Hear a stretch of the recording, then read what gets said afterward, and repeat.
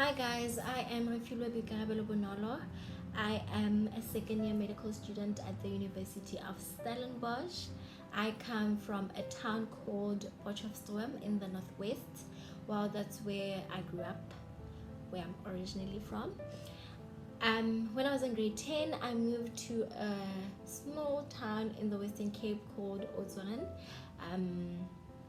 I really don't know how many people know about Oudtshoorn because it's quite small, but a lot happens there. A lot happens. Like, I know they have like ostrich farms. They also have this art. I think it's an art show. Basically, it's called Die Nationale. No, it's called Klein Karoo Nationale Kunstefees.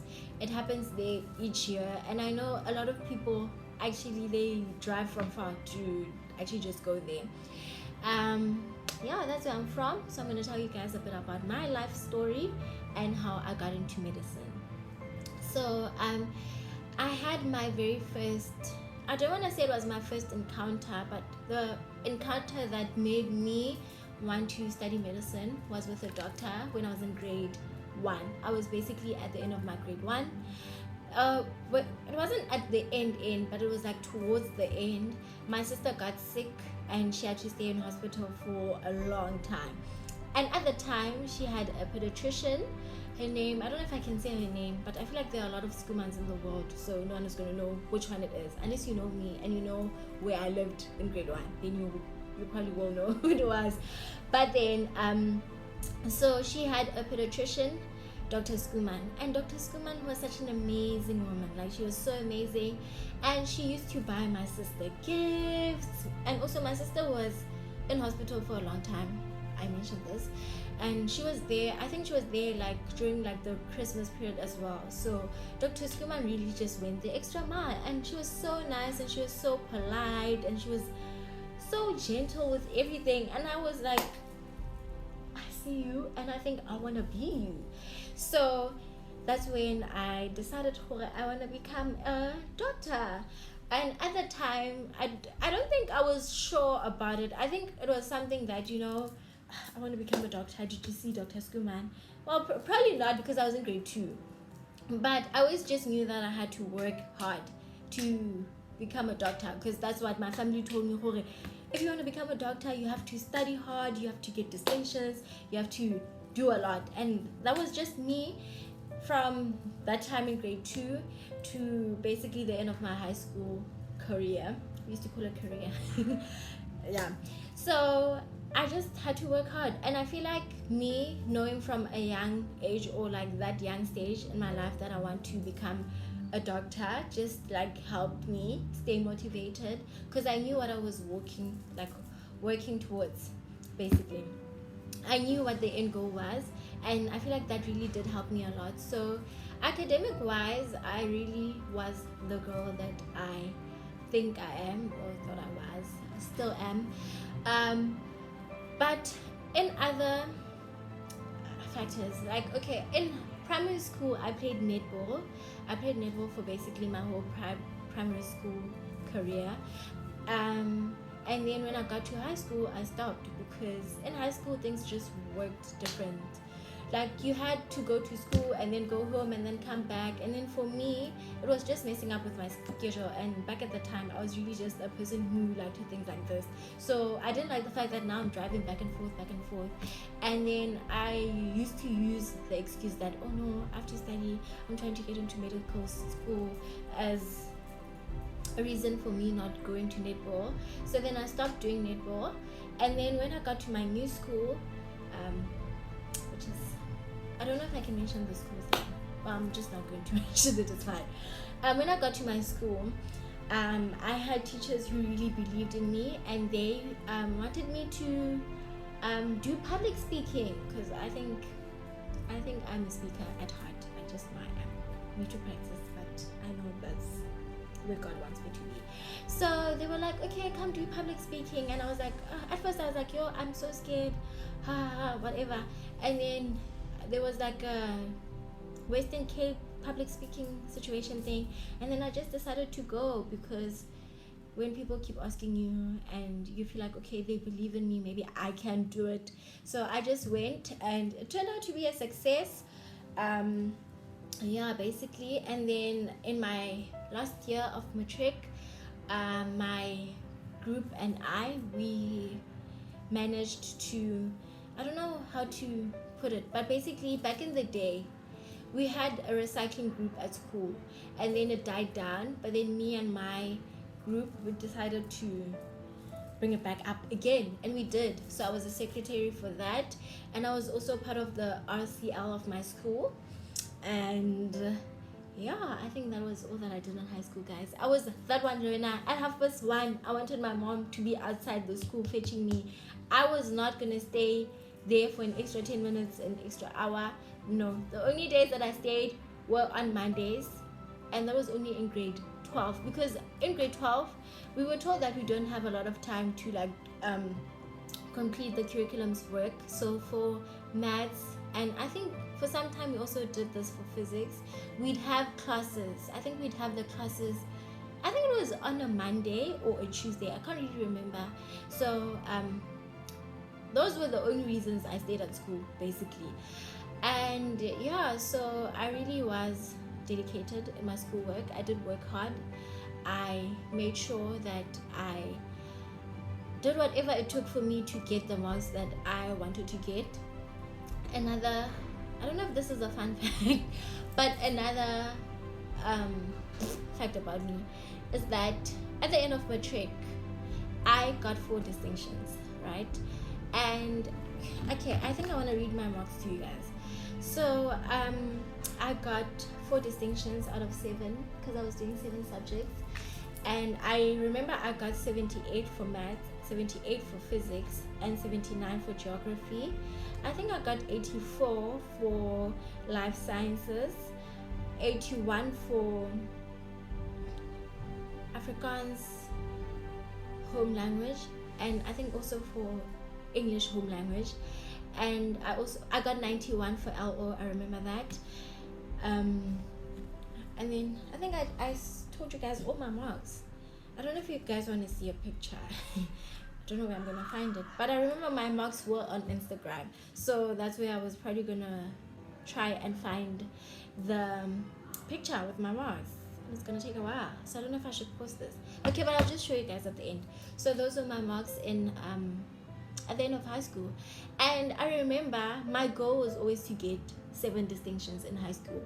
And when I got my Matric marks, I thought I was gonna be so disappointed, because oh my word, I got 4 distinctions out of 7, and I had missed my distinctions by literally 1 to 2%. So, but I feel like I was happy, because at the end of the day I just knew I'd still get into medical school. So my study tips for Matric is that, guys, please have a goal. Like, please have a goal. Even if you want to get into medical school, if they say the minimum mark requirement, and I know you guys hear this a lot, if you're like me and you're inquisitive about like trying to get into medical school, you probably watched so many YouTube videos and you know this. Please, when they say that the minimum requirement for medicine is an average of 60% or 70%, please do not try to get 60 and 70 and just leave it there. If you can go the extra mile of you getting 80, please do that. Please, for your sake, do that. And I promise you, like, you can do it. And also, one thing that I feel like also at some point, because in my first term of grade 12, that's when I was trying out different things. I was studying using like different materials and that. I feel like that was so important for me, because that taught me like what was for me and what was not for me. So I just knew what to do and what not to do. So I know a lot of people are scared to try out new things, especially at that time. But I promise you, for me, it did a lot. It did a lot, because I just knew that, okay, I'm not, back then I could not study 5 days before an exam or a test. I could only do 2 days, and that's what I did. And even when other people at school would come and tell me, oh no, last night I studied 5 chapters, it did not bother me, because I knew what I was doing, and I knew that what I was doing was working for me. So basically what I'm trying to tell you is that if you have a study method and it's working for you, please stick to that. Please stick to that. Do not try to change your study methods because Uzbansbani got 90 and they study 6 months before the time. And oh guys, actually this is so important. I did study for tests the day before or 2 days before, but ever since I started high school, I remember during the December holidays, when I would go to buy not winter clothes, excuse me, when I would go to buy my December clothes, which are my Christmas clothes, as we know them, I would have to stop by a bookstore. Basically, I don't know, a lot of people in Poch know this bookstore. I'd go to the Protea, a bookshop store situation, right? And then I would buy study guides. I don't know if I have one. Okay, I have one here. Excuse me, I have to show you guys. I would get one of these. This one is my grade 11 one, basically. I did all my subjects in Afrikaans, so that's why it's in Afrikaans. So I started getting them in grade 9. No, in grade 10. I started getting them in grade 10, basically. So I'd use, during the December holidays when everyone else was partying and doing whatever, I'd be in this book doing things. And the nice thing about it is the fact that it has like notes, and then it also has questions and whatever. So it wasn't like, okay, see now you're doing Matric alone. I wasn't. So, and for me, I knew that's the sacrifice that I have to make to get the marks that I want to get and to get into medical school.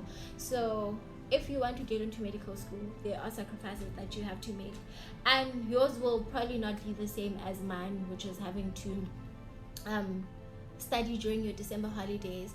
But also I was like, no one was checking if I was studying, so I was also not too hard on myself. I only used to study at night, or like maybe in the morning if we're doing something as a family later on. I just study in the morning and then do questions and whatever. But for me, I really feel like it did help, and I really do not have regrets. I'm glad that I did that because it did work for me. And then basically that's my journey. Yeah, that's my journey, my high school journey. And then how I got into medical school was that my mom is still so mad about me for doing this. So when I was watching YouTube videos, a lot of people, guys, the lighting is changing, the sun is setting, but a lot of people in their videos would tell me, or would just tell like whoever was watching, that guys, apply everywhere, apply every single way. If you have to apply at SMU, apply at SMU. If you want to apply at UP, apply at UP, even if those places are not your first choices, because getting into medical school, it's fairly difficult because they have like set numbers. I know for my university, it's 290 students can apply and get accepted for medicine in their first year. So I applied everywhere, and obviously this was a lot of money because you have to pay for the application fee, and my mom was not happy about that. But I promise you guys, please do apply everywhere. Even if you don't want to go to University of Mang Mang because you don't see yourself there, or it's not the best university in South Africa for medicine, it's fine, because at the end of the day you will become a doctor. Because I don't believe in this thing of doctors from Gai, they know more than doctor. Oh, well, a lot of people do, but like at the end of the day, if your goal is to become a doctor, I don't think where you study that should matter to you, as long as you just go there and you accept your calling to be a doctor, and you walk worthy of that calling. I believe in that very much. So basically, yeah. And I have a small piece of paper here where I wrote all the questions that Sihle said I must answer. So if I keep looking down, it's because I'm looking at the questions. So basically that was my journey into medical school. So I used my grade 11 marks to apply. I remember I applied at UFS, I applied at Stellenbosch, I applied at UCT, I applied at Sefako Makgato, which is in SMU, which is, I applied at Vets, I applied at UP, I applied at so many universities. It was a lot of money, but I feel like it was worth it, because at the end I knew it wasn't even a thing of me knowing. I feel like I was still scared that I probably will not get in, but I just knew that my chance, I had like, it was just better than me hoping on one university, putting all my hope, all my eggs in one basket, and saying, oh no, Stellenbosch is gonna accept me, I'll go to Stellenbosch. No, I just knew that I had a better chance at getting in, but a better shot at getting into university, basically. But the university that I had always wanted to go to was the University of Stellenbosch, and they did accept me, and I'm here now, and I'm happy. Although my mom is not happy that I spent all of her money on application fees, but I feel like she's fine now. Yeah, and advice on for people trying to get into medical school. I feel like, I don't know if a lot of people say this, but I really feel like people, before getting into medical school, I think you should really try to like find out why you want to do it, because the why is what's going to keep you here. Because I promise you guys, medical school is tough. Medical school is tough.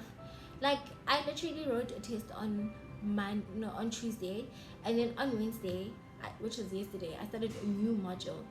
So you have to know why you're doing it, because it's difficult to stay motivated if you don't know why. And also, please do not study this thing for money, because I really feel like if you're doing it for money, it's really not worth it, because there's so much that you have to sacrifice. And even though for other people it looks like it's so much money, there are other ways to make money, and there are quicker ways to make money as well.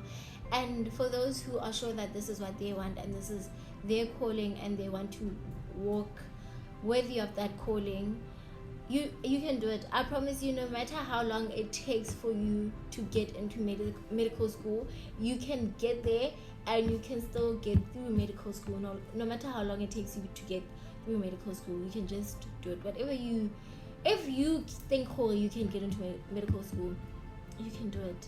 You just have to believe in yourself, believe in your abilities, believe in whoever you think is giving you the gift. For me, it was God, because I just felt like it was God, the calling, that this is something that God called me for. So that's why, just believe that the person who has called you for this thing has already equipped you with everything that you need for it, and you will make it. You will be successful in it. And yeah, guys, that's my story of how I got into medical school.